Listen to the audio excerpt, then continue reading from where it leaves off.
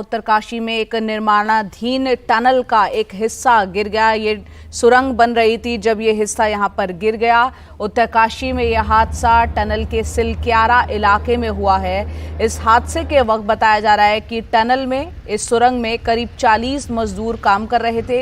ये सभी मजदूर अभी भी वहां पर फंसे हुए हैं।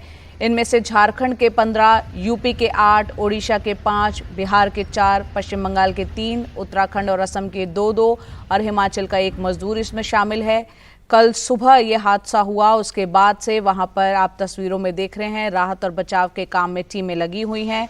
फिलहाल जो भी मजदूर टनल में अभी फंसे हैं वो सुरक्षित बताए जा रहे हैं। उन्हें देर रात पाइप के जरिए ऑक्सीजन वहां पर पहुंचाया गया। इसके अलावा वहाँ इस तरीके की व्यवस्था की गई कि थोड़ा बहुत खाने पीने का जो सामान है वो भी पहुँचाया जा सके, तो वो भी किया जा रहा है। साथ ही राहत और बचाव का जो दल है उनसे लगातार वॉकी टॉकी के जरिए बातचीत कर रहा है, संपर्क में है।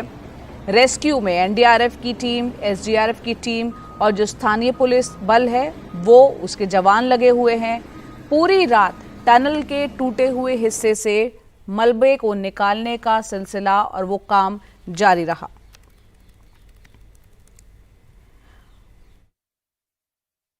पुष्कर सिंह धामी ने क्या कहा है वो हम आपको बताते हैं। सोशल मीडिया साइट एक्स पर उन्होंने जो लिखा है उसमें कहा है कि उत्तरकाशी के सिलक्यारा के पास टनल निर्माण के समय हुई दुर्घटना में फंसे श्रमिकों के बचाव हेतु एनडीआरएफ, एसडीआरएफ और प्रदेश प्रशासन की टीमें पूरी ताकत से जुटी हुई हैं। स्वयं भी रेस्क्यू ऑपरेशन पर लगातार नजर बनाए रखी है।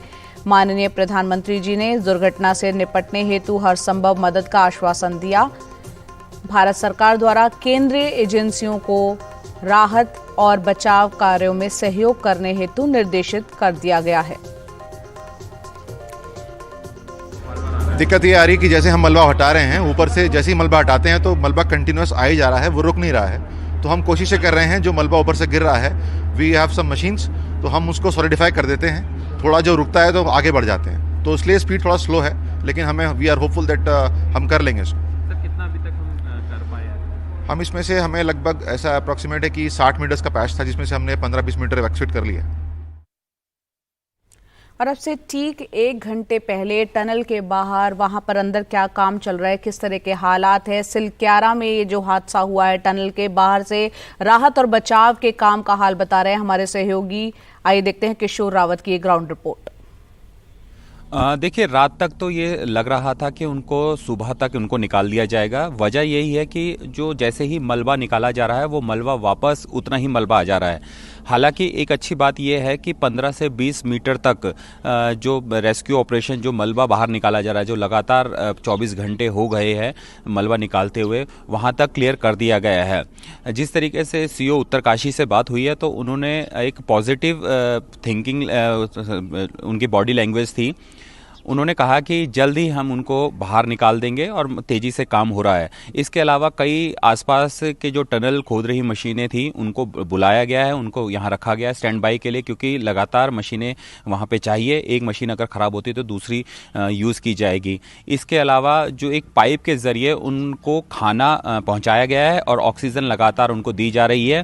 दरअसल ये एक पाइप है जिसके ज़रिए पानी पहुँचाया जाता था, लेकिन अब इसको कट करके वहाँ से होल के ज़रिए उसमें चने, मुरमुरे और कुछ और नमकीन पैकेट एयर प्रेशर के ज़रिए अंदर पहुँचाया गया है, ताकि उन लोगों को खाने पीने की कोई दिक्कत ना हो। यहाँ तक कि उनके वॉकी टॉकी से बात हुई है, लेकिन अब बैटरी ख़त्म हो चुकी है, उनके पास चार्जिंग पॉइंट नहीं है, लेकिन उन्होंने पाइप के ज़रिए बातचीत की है और उन्होंने कहा है कि हम ठीक है। ये एक पॉजिटिव पॉइंट है कि उनकी बातचीत हो चुकी है, उन्होंने कहा हम ठीक है और लगातार रेस्क्यू ऑपरेशन जारी है। संभवतः करीबन 2 बजे तक का इंतज़ार करना होगा, क्योंकि जिस तरीके से तेज़ी से फिर से काम बढ़ गया वहाँ पे एनडीआरएफ, एसडीआरएफ, आईटीबीपी, इसके अलावा पुलिस प्रशासन, एसडीआरएफ के लोग वहाँ पहुँच गए और जो अलग अलग कंपनियों के जो इसमें एक्सपर्टाइज है, जिस तरीके से टनल्स में लोग फंसते हैं या उनको मलबा कैसे बाहर निकाला जाता है, उसको लेकर वहाँ पर पहुँचे रहे। सभी की राय ली जा रही है, लेकिन काम युद्ध स्तर पर चल रहा है और ये जो 40 लोग हैं इनको निकालने का पूरा प्रयास किया जा रहा है और ये उम्मीद की जा रही है कि इनको जल्द ही बाहर निकाल दिया जाएगा। तो ये सुबह 8 बजे की तस्वीर था जो हाल बयां किया किशोर रावत ने। सुबह 6:15 बजे के किस तरह के हालात थे, आइए सुनते हैं किशोर रावत की एक और ग्राउंड रिपोर्ट। सिलक्यारा जो टनल बन रही है सिलक्यारा में, उसमें लगातार रेस्क्यू ऑपरेशन का काम चल रहा है। सबसे बड़ी बात यह है कि लगभग 24 घंटे का समय हो चुका है और रेस्क्यू ऑपरेशन अभी भी लगातार चल रहा है। इस टनल को इसलिए बनाया जा रहा था ताकि इस टनल से लोगों को आसानी हो सके। लगातार इस पर काम चल रहा था, लेकिन यहाँ से अगर हम बात करें 2350 मीटर की तरफ ये टनल गई थी और जो 40 लोग काम कर रहे थे, अचानक बड़ा लैंडस्लाइड होता है। करीबन 50 मीटर के करीब ये लैंडस्लाइड पूरी तरह से इसको ब्लॉकेज कर देता है और वो लोग फंस जाते हैं। एक अच्छी बात यह है कि उनको ऑक्सीजन वहाँ पहुँचाई जा रही है, उनको खाना पहुँचाया गया है, जिसमें गुड़ और चना और कुरकुरे वो उनको पहुँचाया गया है पाइप के द्वारा। और उससे बातचीत भी हुई है देर रात और बातचीत में सभी चीज़ें वो सुरक्षित है और लगातार वहाँ अन्य क्योंकि पानी की समस्या नहीं है और ऑक्सीजन लगातार जो ऑक्सीजन मशीन है, जो एक कंप्रेसर मशीन है, उसको आगे फिट किया गया है, पाइप लगाए गए हैं और ताकि लोगों को जल्दी से बचाव किया जा सके। एक और सबसे बड़ी दिक्कत यहाँ पे ये आ रही है कि अभी तक काफ़ी सारा मलबा निकाला, लेकिन ऊपर से मलबा लगातार फिर से आ रहा है।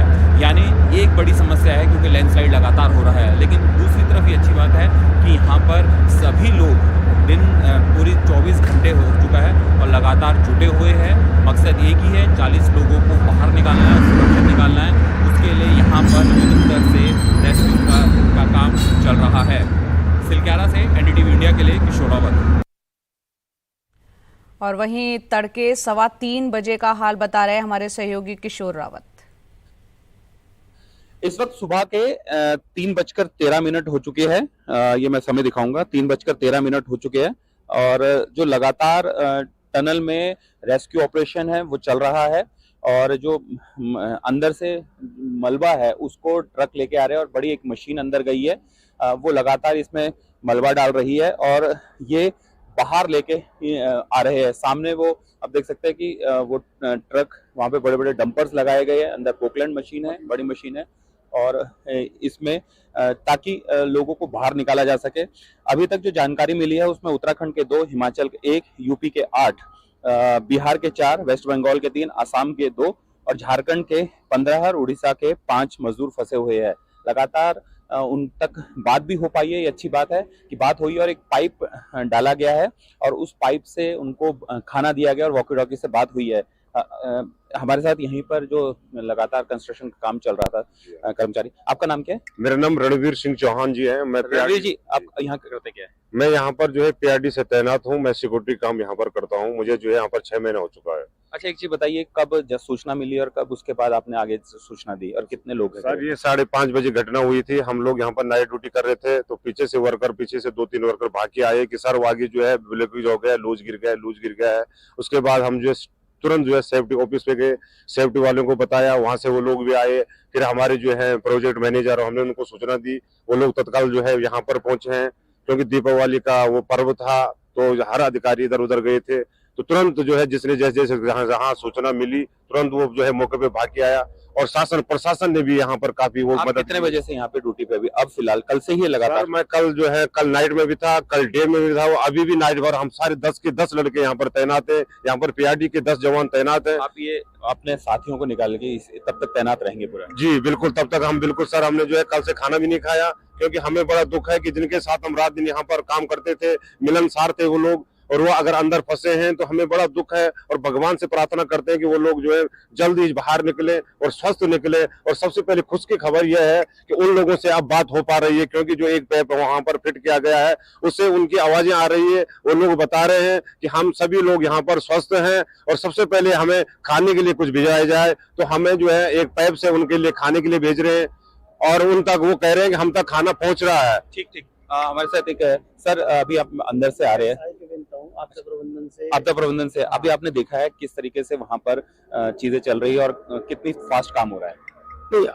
जो चीजें हैं सिचुएशन के हिसाब से ठीक चल रही है और जो अभी पर वहाँ पे खाना जो अभी लोगों से ना, पहले तो वॉकी टॉकी से बात हुई है, लेकिन अभी क्या बोल रहे हैं कि उनकी बैटरी साइड डाउन हो गई है, लेकिन जिससे हम खाना पहुंचाने की कोशिश कर रही थी कंपनी, तो उसी से उनके लिए एक मैसेज दिया कागज से, जो कि हवा के थ्रू, जो खाने के साथ में, तो उन्होंने उस पर बात करने की कोशिश की। मैंने भी अभी सुना है तो वो लोग वहां से बोल रहे हैं, तो उनके लिए वहां से आवाजें आ रही है उनकी, तो अभी उनके लिए खाने की व्यवस्था की जा रही है और उसी के थ्रू वो लोग बोल रहे हैं हम ठीक है, यहाँ पर सुरक्षित है और हमारे लिए सिर्फ खाना भिजवाइए आप, पानी वहाँ पे पर्याप्त है, बाकी कोई दिक्कत नहीं है।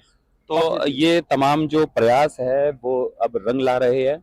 उनसे बातचीत हो पाई है, वो ठीक है, उन्होंने ये भी कहा है और खाना पे पहुंचा है, लेकिन लगातार रेस्क्यू ऑपरेशन जारी है और यहाँ पर कई कर्मचारी है, 24-24 घंटे हो गए। सामने सामने एक मशीन दिख रहे होंगे, वो बड़ी मशीन है और वो पूरी तरह से मलबा डाल रही है और लगातार ये डेप्थ में जा रहे हैं। और जानकारी के मुताबिक जो अभी आपदा प्रबंधन विभाग से जानकारी मिली थी, तो 15 से 20 मीटर तक इन्होंने जो मलबा हटा लिया है। लगातार कोशिशें जारी है और जल्द ही वो लोग बाहर सुरक्षित निकल पाएंगे। सिलग्यारा से एनडीटीवी इंडिया के लिए किशोर रावत। और एनडीआरएफ के असिस्टेंट कमांडर ने थोड़ी देर पहले रेस्क्यू ऑपरेशन की पूरी जानकारी दी, वो सुनते हैं। कल से जो काम हुआ है वो अभी 10 से 15 मीटर और खुदाई हो चुकी है। अभी जो हमें खबर मिली है कि अंदर सारे के सारे जो हैं सुरक्षित हैं। उनको हमने जो है खाने के कुछ चिप्स और पानी की व्यवस्था उनको दे दी गई है और सब सुरक्षित हैं। हमें उम्मीद करते हैं कि आज हम प्रयास करके उनको बाहर निकलने की पूरी कोशिश करेंगे। फिलहाल वक्त है एक ब्रेक का। ब्रेक के बाद दिल्ली और एनसीआर की आबो हवा की बात करेंगे, यानी दिवाली की अगली सुबह कैसी रही, पूरी खबर ब्रेक के बाद।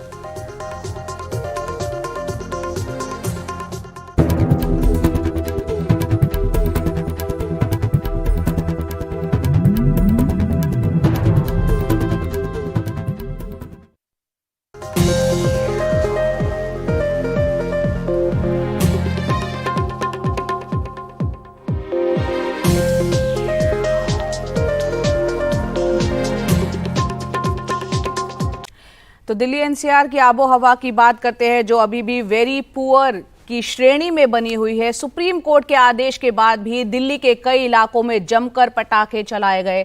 आज सुबह की तस्वीरें आप देख सकते हैं, स्मॉग जो दिख रही है, प्रदूषण की एक चादर दिखाई दे रही है यहाँ पर।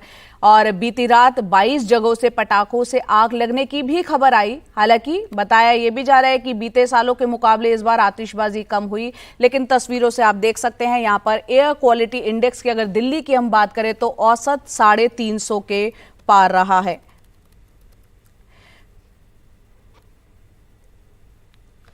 इसके अलावा देश के कई दूसरे हिस्सों की भी अगर हम बात करें तो वहाँ का प्रदूषण स्तर भी काफ़ी खराब हुआ है।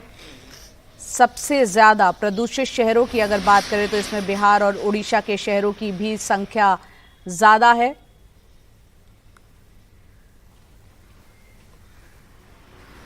तो देखिए किस तरह से आतिशबाजी पर जो पटाखे हैं उन पर बैन था, बावजूद उसके कितनी संख्या में यहाँ पर सड़कों पर आप पटाखों को देख सकते हैं। ये आपको हम दिखा रहे हैं सबसे प्रदूषित शहरों की जो श्रेणी रही। बेगूसराय बिहार का एयर क्वालिटी इंडेक्स 397 यहाँ पर रहा, 397। इसके अलावा आंध्र प्रदेश का आप देख रहे हैं 395, चित्तूर का रहा।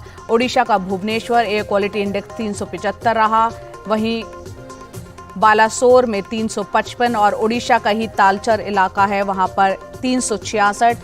बिहार का राजगीर 344, उड़ीसा का कटक 343। तो आप ये देख रहे हैं कि लगातार इस तरह की लोगों को जागरूक करने की कोशिशें हुई है। किस तरह से आतिशबाजी के बाद आपका एयर क्वालिटी इंडेक्स बेहद खराब हो जाता है, सांस लेने में तकलीफ होती है और बहुत सी और बीमारियों को आप एक आमंत्रण देते हैं। बावजूद इसके लोगों ने जमकर आतिशबाजी की है, जिसकी बानगी दिख रही है इन सबसे प्रदूषित शहरों में। दिवाली की अगले सुबह का क्या हाल है, मंडी हाउस से हमारे सहयोगी परिमल कुमार हमारे साथ जुड़ रहे हैं।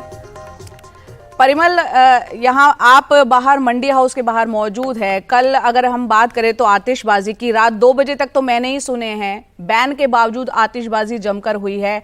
आप बताएं क्या कह रहे हैं आंकड़े और किस तरह का हाल? देखिए, पहला हाल तो यही कि जो आपने अपनी आंखों बीती बताई कि किस तरीके से हाल रहा है, वही हाल कमोबेश जिस इलाके में मैं रहता हूं दिल्ली में, वहां भी सुनने को मिला कि आतिशबाजी लगातार चल रही थी। एक तरफ समझदारी है, दूसरी तरफ सख्ती है जया, लेकिन समझदारी शायद कम है और सख्ती पे भी उस तरीके से लागू नहीं हो पाया वो सख्ती जिसको लेकर सुप्रीम कोर्ट ने आदेश दिया था। और यही बड़ी वजह थी कि पटाखों पर कार्रवाई होने के बावजूद भी पटाखे बिकते रहे और आतिशबाजी रात में चलती रही। लेकिन प्रदूषण को दिवाली की सुबह हम खास तौर पे जोड़ के बात करते हैं पटाखों से, लेकिन और भी चीज़ों का इसमें कंट्रीब्यूशन रहता है, चाहे वेहिकुलर पॉल्यूशन हो, चाहे बायोमास हो, चाहे अदर सोर्सेज हो। लेकिन उसमें कोड में खाज वाली जो बात होती है कि जो चीज़ें ऑलरेडी पहले से चल रही है, बायोमास या वेहिकुलर पॉल्यूशन और बाकी चीज़ें, उसमें आप अगर आतिशबाजी करते हैं तो हवा की गुणवत्ता और ख़राब होती है। और अभी फ़िलहाल जो औसतन हवा की गुणवत्ता की बात करें दिल्ली एनसीआर में, तो करीब वो 350 के आसपास है, 325 के आसपास है। अमूमन इसे अगर हम बहुत आदर्श स्थिति माने तो 0 से 50 होना चाहिए, जिसको गुड कहते हैं, गुड एयर क्वालिटी कहते हैं। 50 से 100 के बीच में एवरेज माना जाता है, सेटिस्फैक्ट्री माना जाता है। लेकिन अभी फिलहाल 325 और 350 के बीच में एयर क्वालिटी इंडेक्स दर्ज किया गया है। तो आप सोचिए कि किस कदर हवा की स्थिति जो है वो बहुत अच्छी नहीं है, बहुत वेरी पुअर कैटेगरी में है। और इसमें ये समझना पड़ेगा कि लोगों को भी अपना कंट्रीब्यूशन करना पड़ेगा। साथ में एक सख्ती की बात होती है, वो सख्ती भी प्रशासनिक तौर पे, पुलिस के तौर पे वो भी दिखाने की ज़रूरत होगी, कार्रवाई के तौर पे उसकी भी ज़रूरत है। क्योंकि जब आप आसानी से बातों को नहीं समझते हैं, सुनते नहीं हैं, तो फिर उसको सख्ती से अमल में लाना बहुत ज़रूरी हो जाता है। और यही बड़ी वजह है कि अभी आबो हवा बिल्कुल ख़राब है, air quality index very poor category में है। और इससे फिर जो लोग हैं वो दो चार हो रहे हैं। और इसी में सलाह की बात आपने अक्सर की होगी और हमने बताई भी, और डॉक्टर बताते रहते हैं कि इस मौसम में आपको मास्क लगाने की एक ज़रूरत होती है। और वो अगर आप लगाएंगे तो आप थोड़े से, मतलब बहुत ज़्यादा कारगर तो नहीं है 95 और 99 भी, लेकिन आपका बचाव ज़रूर हो सकता है। तो फिलहाल आबो हवा यही कहना है लोगों को कि ख़राब है। ये 0 से 50 जो होना चाहिए आबो हवा, वो 350 के आसपास है। तो इससे अनुमान लगा सकते हैं कि किस तरीके से आप पर असर इस आबो हवा का पड़ रहा है। और दिवाली की अगली सुबह में भी स्थिति बहुत ख़राब। बिल्कुल, और जैसा कि आपने बताया, मास्क का जिक्र किया, कई डॉक्टर्स का कहना है कि N95 जो मास्क है परिमल, क्योंकि सर्जिकल और क्लॉथ मास्क तो बिल्कुल बेअसर है, प्रदूषण में काम नहीं करते। N95 भी जो एयर क्वालिटी इंडेक्स में हम PM 2.5 और PM 10 की बात करते हैं, कुछ हद तक उसे रोकता है, लेकिन हवा में जो जहरीली हवाएं हैं उसको रोक पाने में वो भी नाकामयाब है। WHO भी ये बात कह चुका है। बहुत बहुत शुक्रिया परिमल ये तमाम जानकारी देने के लिए। तो परिमल बता रहे थे किस तरह से अभी दिल्ली का औसत अगर बात करें एयर क्वालिटी इंडेक्स की, वायु गुणवत्ता की, तो वो 350 के आसपास है। कल जमकर रोक के बावजूद जो है पटाखे जलाए गए हैं और उसका असर आज तस्वीरों में देख रहे हैं। दिल्ली की सुबह आप देख रहे हैं, स्मॉग नजर आ रही है।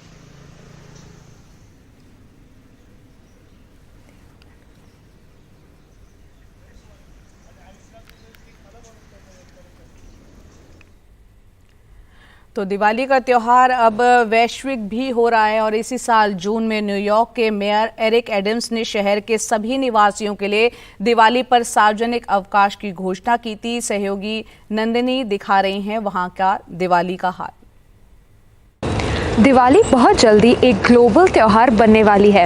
इस जून एरिक एडम्स, जो न्यूयॉर्क सिटी के मेयर हैं, उन्होंने दिवाली को एक पब्लिक हॉलिडे घोषित किया था और सिटी ऑफिशियल्स का कहना है कि 2 लाख से ज़्यादा लोग यहाँ पर दिवाली मनाते हैं। मैं यहाँ के इंडियन अमेरिकन्स के साथ दिवाली के समारोह में भाग लेने के लिए बहुत उत्साहित हूँ।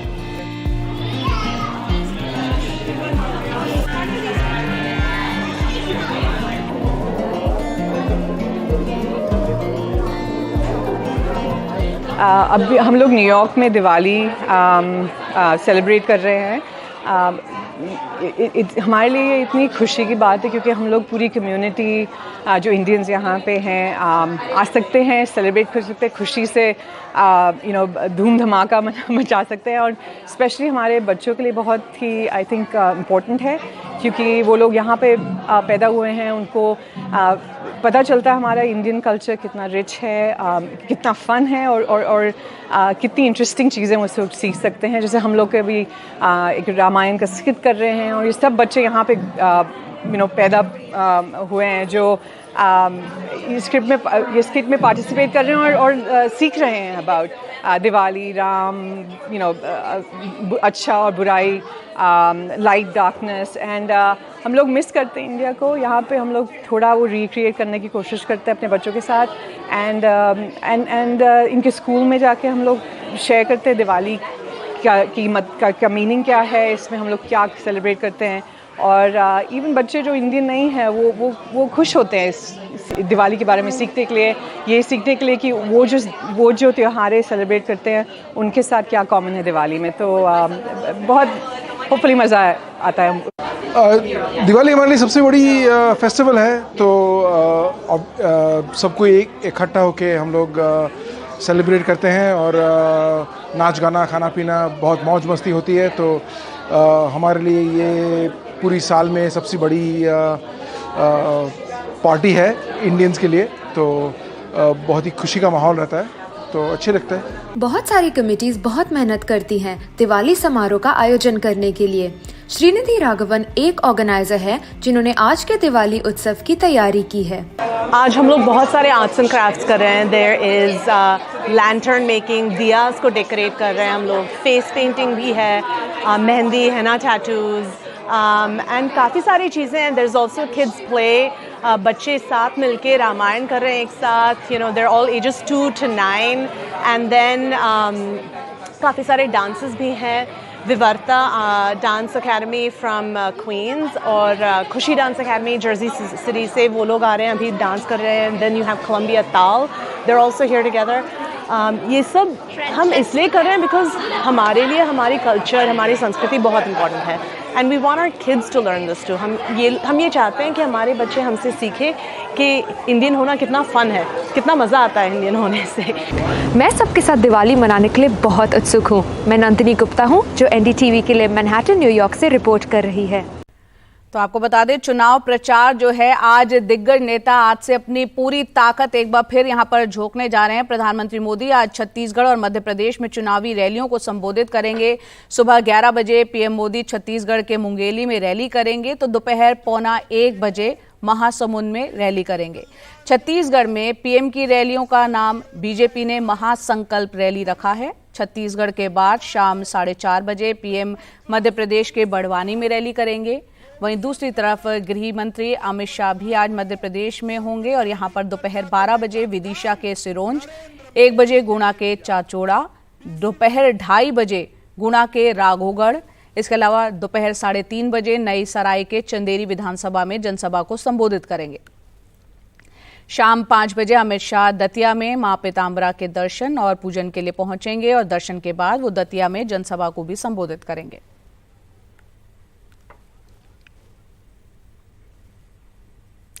बीजेपी ने मध्य प्रदेश चुनावों के लिए घोषणा पत्र जारी कर दिया है। इसमें एम्स जैसा राज्य में मेडिकल कॉलेज बनाने, मेडिकल सुविधाओं पर 20,000 करोड़ रुपए खर्च करने, 6 एक्सप्रेसवे बनाने का वादा किया गया है।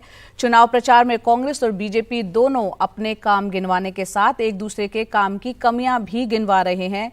ये चुनाव 2023 का है, लेकिन इसमें आंकड़े 2003 के बताए जा रहे हैं और इसी चुनावी होड़ पर हमारी खास रिपोर्ट।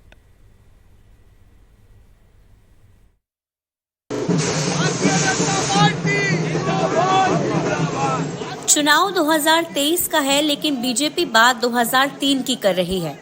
पैमाने पर 201 मापदंड हैं। आंकड़े पेश कर रही हैं केंद्रीय वित्त मंत्री।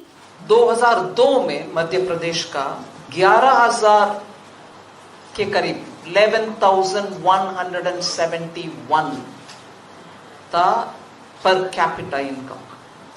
आज वो 12 गुना इंक्रीज होकर के 1.40 लाख है। आंकड़ों में बीजेपी ने बताया कि 2003 में प्रति व्यक्ति आय 11,171 रुपए थी, जो कि 2023 में 1,40,000 है। 2003 में बजट 23,161 करोड़ का था, 2023 में 3 लाख करोड़ का है। 2003 में शिक्षा बजट 2,000 करोड़ रुपए का था, तो वहीं 2023 में 38,000 करोड़ रुपए का है। 2003 में धान उत्पादन 17 लाख मीट्रिक टन था, तो 2023 में 131 लाख मीट्रिक टन है। 2003 में अति गंभीर कुपोषित बच्चे का प्रतिशत दर 12% था, 2023 में करीब 6% है। 2003 में मेडिकल कॉलेजेस प्रदेश में 5 हुआ करते थे और 2023 में अब 30 मेडिकल कॉलेज हैं। प्रदेश के मुखिया से लेकर बीजेपी के हर नेता अपने भाषण में 2003 के पहले के मध्य प्रदेश का जिक्र तो कर ही रहे हैं, वहीं कांग्रेस का कहना है कि बीजेपी अपने कार्यकाल के काम को साझा करने की हिम्मत नहीं रख रही है। पहले भी 2003 तक मिस्टर बंटा ढार ने पूरे प्रदेश को लूटा, तबाह और बर्बाद कर दिया।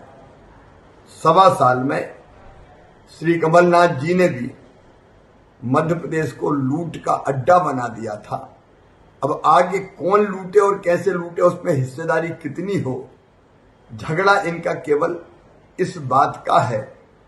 और दिल्ली भी अब पता नहीं किन मुद्दों पर इनसे चर्चा कर रही है, लेकिन असली झगड़ा तो यही है। क्या दिल्ली भी इसमें शामिल है? देखिए, आज भारतीय जनता पार्टी के बस की नहीं है कि वो वर्तमान जो कार्यकाल चल रहा है बीजेपी की सरकार का, पिछले 4 कार्यकाल, उस पर बात कर सके। इसलिए वित्त मंत्री महोदया से पुराने आंकड़े पेश कराए जा रहा है, और वो पुराने आंकड़े उस दौर के पेश कराए जा रहे हैं जब अटल जी की सरकार हुआ करती थी केंद्र में, जो फंड्स के नाम पे कुछ देने का काम नहीं करती थी। मध्य प्रदेश विधानसभा के चुनावी मुद्दे लगातार मजेदार होते जा रहे हैं।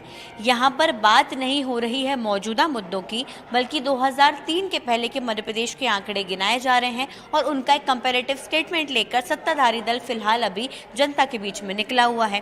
कांग्रेस यहाँ पर हमलावर है, लेकिन ये तो देखना होगा कि क्या 2003 के पहले जो सरकार थी दोबारा से क्या वो 3 दिसंबर को चुनकर आती है, या फिर जो मौजूदा सत्ताधारी दल है वो बीजेपी पार्टी दोबारा से जनता को मनाने में और सत्ता पर काबिज रहने में जो है सफल होती है।